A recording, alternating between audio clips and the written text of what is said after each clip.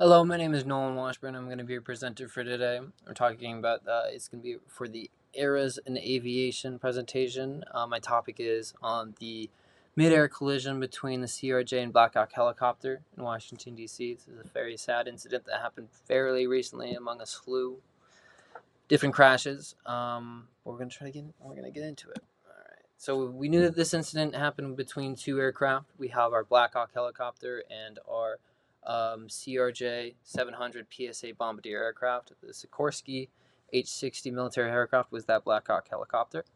So this happened in January 29th at 8:40 p.m. 2025. So it's about a month ago. Very recent issue.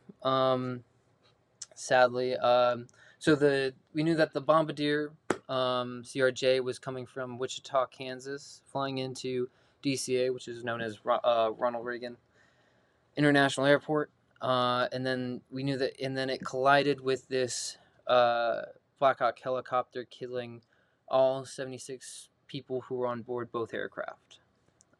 We can go into what happened. So we know what happened was that the DC Tower was lining up several aircraft that were on approach to the airport. There were several aircraft coming into DCA at that time, which is kind of typical for that kind of time of night. But we can see from this image that I got over here, it's a good image of just kind of just what the situation was. You can see right here you have Reagan International Airport, and then you have the White House, you have the Capitol, and there's that Potomac River that the Washington or the DCA just kind of sits on.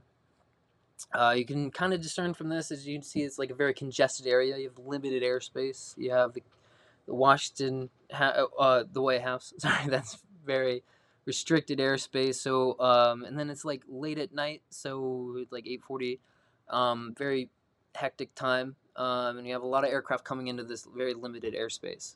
So we know that there's a lot of different factors kind of playing on these pilots who have to deal with this kind of stuff every single day, and they fly in multiple times a day. So it takes a lot of skill to pursue and be in this kind of flight pattern. But so um, what we can determine. So when we say that the DCA tower was lining up several aircraft, what it means is that all these different aircraft are coming into land at this one single airport.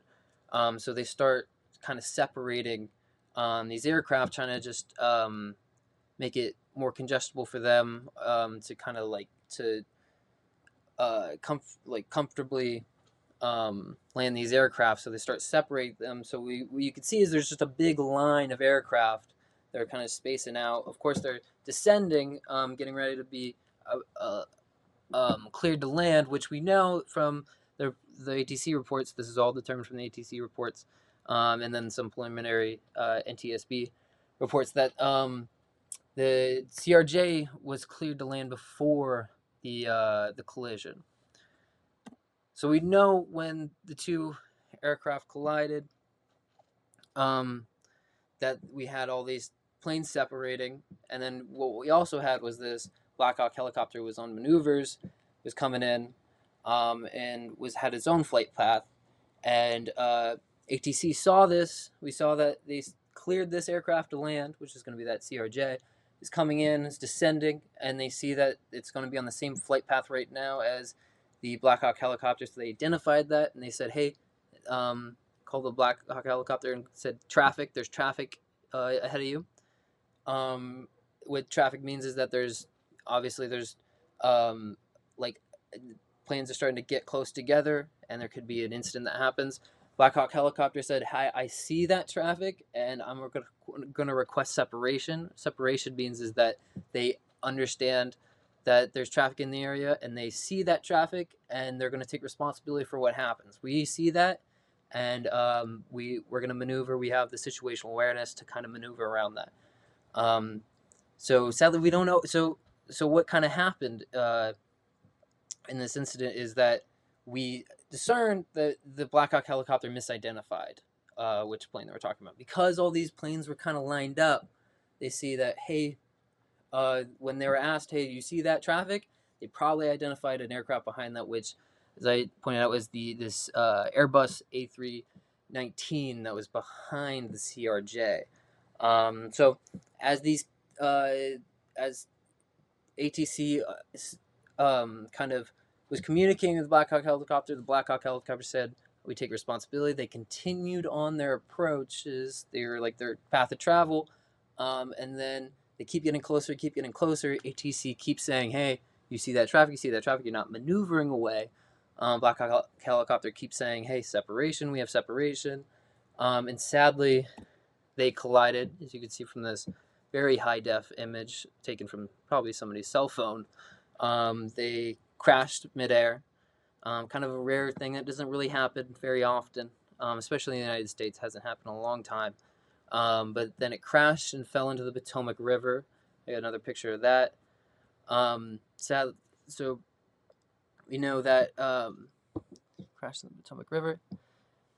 Yeah. So move on. We'll go to the recovery. So recovery. Right now, this is finished up, but teams have fished out all the pieces of the aircraft, both aircraft that are pulled out, and they also recovered all the 67 people who were on board. It's kind of just confirming, giving the families and people who were close to them kind of some closure and understanding that they died in that accident too. So now the NTSB is going to take all that information, all the from the planes, and they're going to start just performing tests and researching and making sure that they fully understand what happened that night. Of course, this takes a long process. It takes about a year upwards to a year, depending on how complicated the issue. This isn't as complicated. We can see that it was more of like a simple kind of miscommunication. It was just kind of the preliminary determination, not the fully confirmed. So the NTSB is still going to look into it, and we'll finally get a full report and see what exactly happened at some point. So the question is, how do we move forward? This is going to be this is every time there's a crash, we're going to have to ask this question of what do we do? How do we move forward? And we got to learn and we got to adapt. So this kind of just points to, in my opinion, is the good showing of where we are in this area of aviation. We kind of get arrogant and we think that we're at such a high technological point in aviation that something as simple as a miscommunication won't trigger something as tragic as this incident. And we were sadly reminded that we're wrong. Is that we need to always stay aware and keep communication methods at the top of their game as much as possible. We need to be able to see make sure that what we see, say ATC sees that on their screens is the same thing that another aircraft or a pilot sees in the cockpit, and be able to identify the aircraft and have very good situational awareness.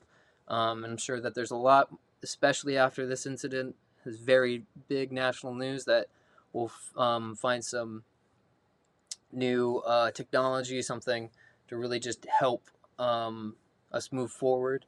Yeah. Lastly, I'd like to say thank you for your time and God bless.